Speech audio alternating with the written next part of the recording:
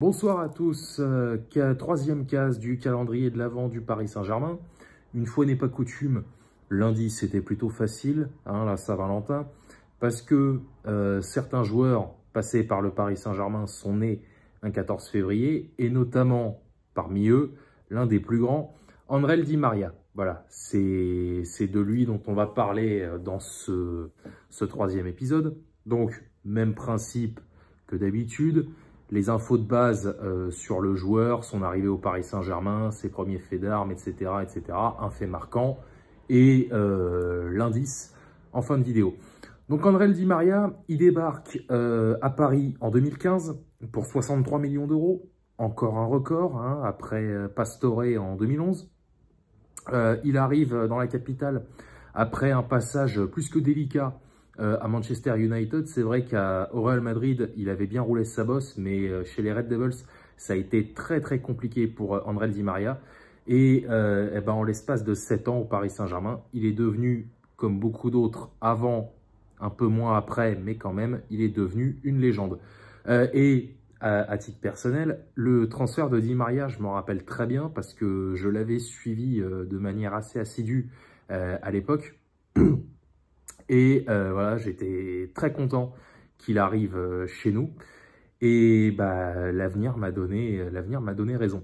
Donc André Di Maria, il entame son parcours au Paris Saint-Germain non seulement par une passe décisive contre Monaco, passe décisive pour Ezequiel Lavezzi au début de la saison 15-16, mais surtout, il marque son premier but le 15 septembre 2015 contre Malmo en Ligue des Champions et son premier but en championnat une semaine plus tard contre Guingamp. Et moi, quand on parle d'André Di Maria, il y a plusieurs choses qui me viennent à l'esprit. Alors on va les faire par ordre chronologique, ça va être plus simple. La première, c'est évidemment ce doublé et notamment son deuxième but personnel, cette praline extérieure de surface face au Barça en 2017. Alors, ça n'a pas servi à grand-chose, parce qu'on connaît la suite, on ne va pas la refaire. Mais voilà, ce doublé existait, moi j'étais absolument euphorique ce soir-là. Et alors autant, Di Maria, on lui a souvent reproché de faire des demi-saisons, mais alors quand il l'avait décidé, un joueur absolument incroyable.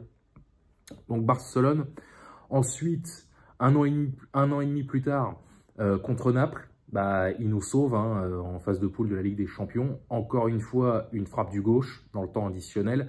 Et pour terminer le côté terrain en tout cas, c'est bien évidemment, enfin terrain, post-match, mais vous allez comprendre, c'est évidemment ce fameux 8e de finale retour contre Dortmund en 2020 au Parc des Princes. Parc des Princes à huis clos à ce moment-là, Covid oblige. Et quand à la fin du match, il a fallu aller célébrer avec les supporters, c'est pas notre soi-disant capitaine de l'époque, certain numéro 2 brésilien qui est allé, ou un autre numéro 10 de la même nationalité, ou un numéro 9 que certains considèrent comme une légende. Bref, c'est pas ces mecs-là qui sont allés célébrer avec les supporters à l'extérieur du parc, c'est André Di Maria. Voilà. Et alors, j'ai pas vu les images en direct, évidemment, parce que j'étais en stage à l'époque, j'étais en stage dans Paris. J'ai vu ça le lendemain. Les émotions étaient là, sans parler bien évidemment de son dernier match avec le Paris Saint-Germain face à Metz en 2022. Alors, j'ai pas versé de larmes, parce que j'ai vu les images que furtivement, mais ça m'a suffi, parce que pareil, j'étais occupé ce soir-là. Les adieux d'André Di Maria. Alors, ceux qui ont vécu les adieux d'un autre joueur dont je vais parler un peu plus tard dans ce calendrier comprendront. C'était une séquence assez émouvante, mais il n'est pas parti les mains vides, non seulement en termes de trophées, mais aussi en termes de stats, parce que Di Maria est devenu, le 19 mai 2021, le meilleur passeur de l'histoire du Paris Saint-Germain, en détrônant un certain Safet Suzic, dont on va peut-être reparler à l'avenir. Donc voilà, mais Di Maria, c'est vrai qu'encore une fois, on pouvait lui reprocher de faire des demi-saisons, mais quand je pense à lui, voilà, j'ai l'image de ce joueur capable de délivrer des caviars à n'importe qui, de marquer avec, encore une fois, son pied gauche absolument splendide. Voilà, pour moi, Di Maria, c'est ça.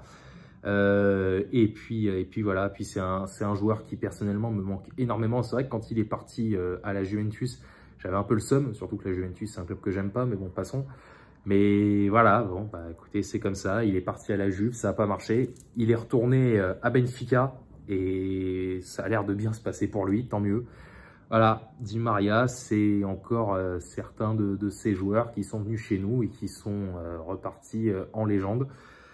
Et voilà, André Di Maria, c'était tout ça. Donc bah, moi, je vous laisse là-dessus pour ce 3e épisode. Et comme d'habitude, hein, le petit indice en fin de vidéo, le joueur de demain ne connaît pas la Ligue 1, mais la Ligue 1 le connaît. Voilà, allez, salut à tous, sortez couverts évidemment, et banzai.